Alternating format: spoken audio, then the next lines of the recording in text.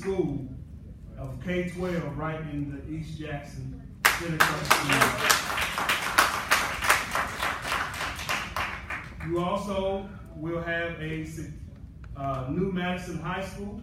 The current building that we're in will cost about $13 million to ultimately get up to par, and it made more sense to move to the University of Memphis-Lambuth campus, where they are not using those gyms, they're not using the athletic fields, a lot of the rooms that we can take advantage of.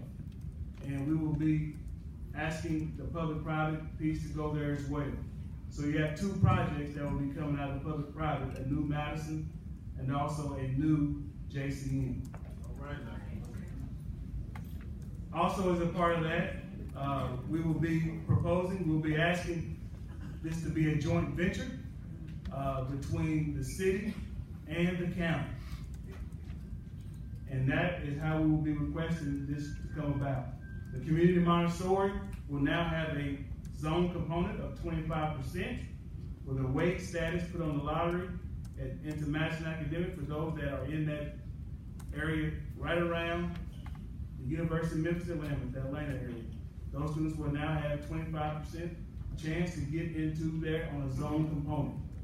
There will be weight placed on those that get in the Montessori through a zone component to get into Madison. We will also finish out the completion of these priority projects over the next 10 years to get all of our buildings up to par. Our Workforce Development Center, that will include the partnerships with all of these entities, will now continue to be moving forward. We will determine in our retreat what's the best possible location for that workforce development, and we are already doing quite a few things in that regard. I'm not going to spend a lot of time on that. What has always been our plan is the current renovation of North Side and South Side football complexes. Those stadiums are in desperate need of support, and we're going to take care of those. We're also in talks of how we can get a track somehow in Jackson, Tennessee. Lord have mercy. We're working on getting us a track. Also, what has always been a part of the plan, we will continue to look at a possible K-8 plan in the South Cluster, the South, West Phoenix, and Denmark. We also will be talking about ways to expand our pre-K program. Yes. I agree. We need to say that again. Yes. And we are looking at possibly doing that at our site at Malesus. Our possible expansion of the Montessori program as well as a site to be determined. Now, this is not how the school is going to look, but it gives you something to think about.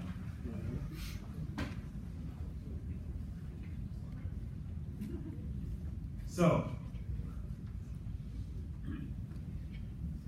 this plan, I definitely believe, addresses a lot of issues. It doesn't address them all. And again, this is one part of an overall plan. And in the retreat, I'll be sure to lay out every single thing that we're doing in schools that you may not know about that are contributing to us moving forward. But again, I say, let's stay unified. As a community, let's take ownership of what's happening in our community. Because what's happening in our schools is a direct reflection of what's happening in our community. Yeah.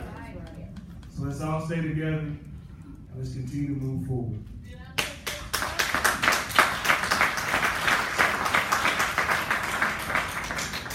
I didn't hear Beach Bluff, but we just left out again. Did I miss it or? Where's my school board member? I'm here. Yeah. Okay. Beach Bluff is being currently used as a community center by the community. They really like it. So they can't build new schools out that way, or? Rose Hill's. Come on now. Rose Hill's serving adequately. There's still space at Rose Hill. We heard new things for everybody at Beach Bluff. Hey, we need to stop. Okay. Yeah. All right. Councilman Caitlin West. And so now we are have an opportunity to take out an optional land. All this is, we will I'm asking the board to take out an option of $10,000 to hold land for 6 months as we take time to vet if the land will be suitable to build a K-8 in the future. And after 6 months, we have to decide A, whether we want to build there and purchase, or B, do we want to pursue other land. But at the end of 6 months, we either have to extend the option, which will have a monetary value, or we decide we're not going to purchase, or we move forward with a request of purchase of this land. And that's 6 months. That's 6 months, yes. I'll make a motion. I second. Motion made by Mr. Massey and seconded by Mrs. Stewart. The motion was made to approve a 60 days request for proposal for landowner. No, I'm reading the wrong thing. It didn't come up. Would you state the motion? I'm on mine's not. Mr. Chairman, could I Yes. just point out, I've actually drafted a resolution that you should have that would take care of the option agreement piece. If the motion is to approve that resolution that authorizes either the superintendent or the board chair to sign the option agreement. What is that? Revise my motion to allow superintendent to sign that proposal, that resolution, excuse me. I did second I'll put it first. Any discussion?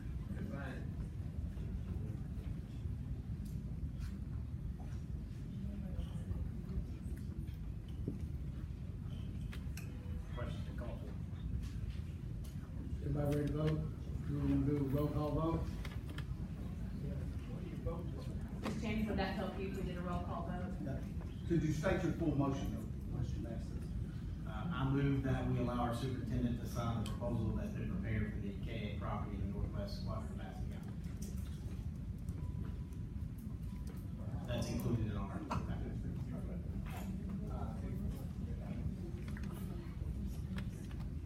Is that fine, Dr. Jones?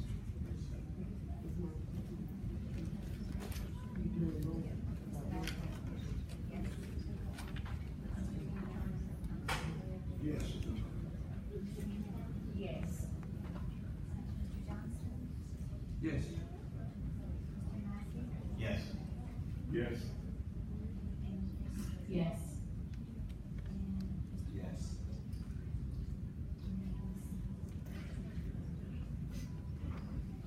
Motion passes unanimously.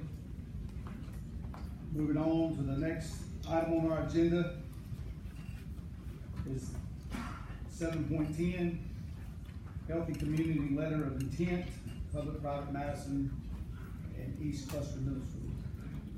Yes, this will be the new JCM and the University of Memphis, Madison University of Memphis-Lambuth campus. We are requesting that this go now with a letter of intent. This will be a partnership with Healthy Community CRA that will allow the city and county to get involved financially and essentially after 7 years of paying debt service, it will then go to the point where it will need to be paid, and the city, we're proposing that the city take on the Madison campus, and we're asking the county commission to pay for the JCM campus. And that will be a part of this letter of intent, moves the process forward, but of course it has to go to both bodies to be approved. But this is simply us saying that we agree with the 2 schools that are being proposed, and we are signing a letter of intent that can now move this forward and get to those bodies to hopefully vote on. Dale, did I leave anything off? You might, I'll go to the mic.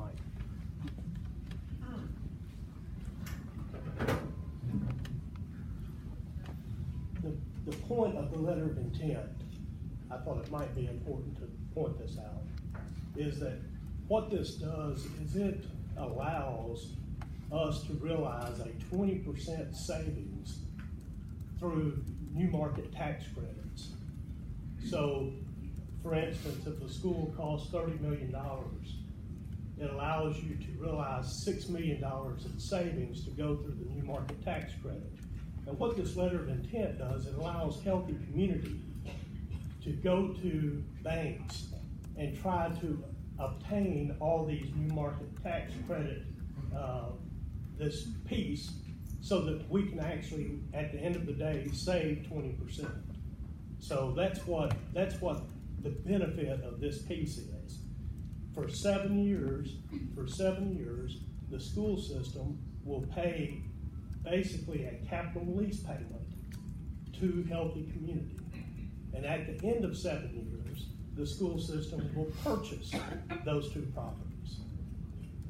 Of course, we would have a ground lease at Lambuth because we don't own that property, but we'd have a long-term ground lease that will allow us to use their facilities and have that property.